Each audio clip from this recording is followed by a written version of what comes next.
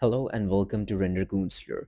In this quick Blender tutorial, I will show you why bevels don't work properly. I have a cube here, and if I press Ctrl B to bevel this, you see this doesn't work as it should, right? Whereas I have this another cube, and when I bevel this, it works perfectly fine. So what's the issue? The issue is that the transformations are not applied on this cube.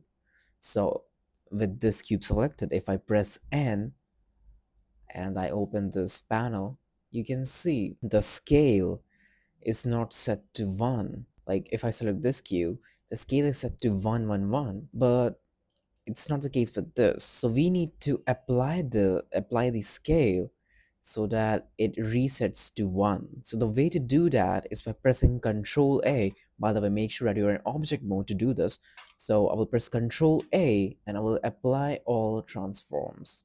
Okay, and now as you can see, it changed to 111.